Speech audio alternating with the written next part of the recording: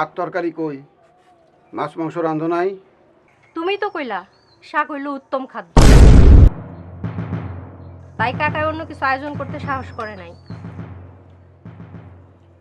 আব্বা, আপনি কি আমার সাথে বিটলামি করতেছেন?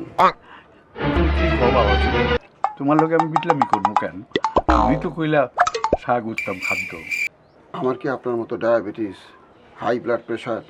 আচ্ছা, মাংস বাদ দিলাম, আমি জামাই আসছি বাসায়, একটা বড় মাছ তো কিনতে পারতেন নাকি? তুমিও তো আসার সময় একটা মাছ নিয়ে আসতে পারতা।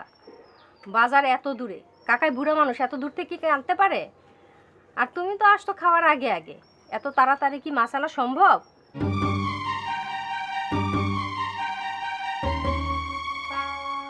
সরা।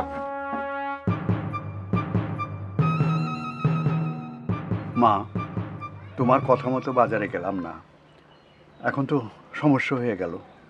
কোনো সমস্যা না কাকা, বান্দরে এইভাবেই সোজা করতে হয়। বান্দরে আপনি যত আদর করবেন তত মাথায় উঠবো, তারপরে দিব মুখের মধ্যে খামসি। আপনি খান।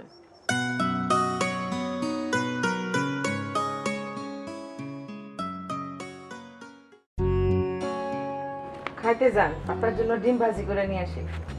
এই 4টা ডিম ভেজে আনবা।